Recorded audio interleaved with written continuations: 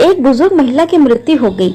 यमराज उसे लेने आए। महिला ने यमराज से पूछा, आप मुझे स्वर्ग ले जाएंगे या नर्क? यमराज बोले, दोनों में से कहीं नहीं। तुमने इस जन्म में बहुत ही अच्छे कर्म किए हैं, इसलिए मैं तुम्हें सीधे प्रभु के धाम ले जा रहा हूँ। बुजुर्ग महिला खुश हो गई और बोली, धन्यवाद, पर मेरी आपसे एक विनती है। मैंने यहाँ धरती पर सबसे स्वर्ग नर्क के बारे में बहुत सुना है। मैं एक बार इन दोनों जगहों को देखना चाहती हूँ। यमराज बोले, तुम्हारे कर्म अच्छे हैं, इसलिए मैं तुम्हारी यह इच्छा पूरी करता हूँ। चलो हम स्वर्ग और नर्क के रास्ते से होते हुए प्रभु के धाम चलेंगे। दोनों चल पड़े। सबसे पहले नर्क आया। नर्क में बुजुर्ग महिला ने जोर जोर से लोगों के रोने की आवाजें सुनी। नर्क में सभी लोग दुबले पतले और बीमार दिखाई दे रहे थे। महिला ने एक आदमी से पूछा, यहाँ आप सब लोगों की ऐसी हालत क्यों है? आदमी बोला, तो और कैसी हालत होगी? मरने के बाद जब से यहाँ आए हैं हमने एक दिन भी खाना नहीं खाया। भूख से हमारी आत्माएं तड़प रही हैं। बुजुर्ग महिला की नजर एक विशाल पतीले पर पड़ी, जो कि लोगों के कद से करीब 300 फुट ऊंचा होगा। उस पतीले के ऊपर एक विशाल चम्मच लटका हुआ था। उस पतीले में से बहुत ही शानदार खुशबू आ रही थी। बुजुर्ग महिला ने उस आदमी से पूछा, इस पतीले में क्या है? आदमी मायूस होकर बोला, ये पतीला बहुत ही स्वादिष्ट खीर से हर समय भरा रहता है। बुजुर्ग महिला ने हैरानी से पूछा, इसमें खीर है? तो आप लोग पेट भर के ये खीर खाते क्यों नहीं? भूख से क्यों तड़प रहे हो?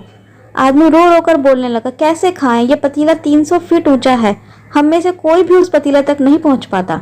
बुजुर्ग महिला को उन पर तरस आ गया और सोचने लगी, बेचारे खीर का पतीला होते हुए भी भूख से बेहाल हैं।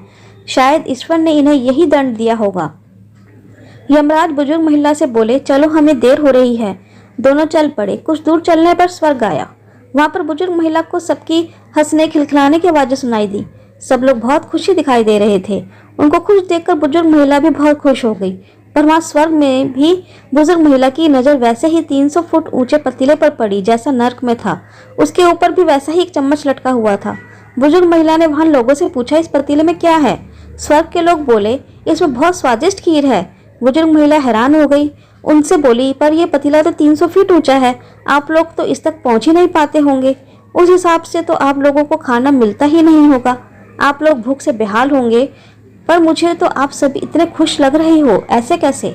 लोग बोले, हम तो सभी लोग इस पतीले में से पेट भरकर खीर खाते हैं। महिला बोली, पर कैसे? पतीला तो बहुत ऊंचा है। लोग बोले, तो क्या हो गया? पतीला ऊंचा है तो यहाँ पर कितने सारे पेड़ हैं। ईश्वर ने ये पेड़ पौधे, नदी, झरने हम मनुष्य के उपयोग के लिए ही तो बनाए हैं। हमने इन पेड़ों की लकड़ी ली, उसको काटा, फिर लकड़ियों के टुकड़ों को जोड़ के विशाल सीढ़ी का निर्माण किया। उस लकड़ी की सीढ़ी के सहारे हम पतीले तक पहुंचते हैं और सब मिलकर खीर का आनंद लेते हैं। बुजुर्ग महिला यमराज की तरफ देखने लगी। यमराज मुस्कुराए और बोले, ईश्वर ने स्वर्ग और नर्क मनुष्य के हाथों में ही सौंप रखा है।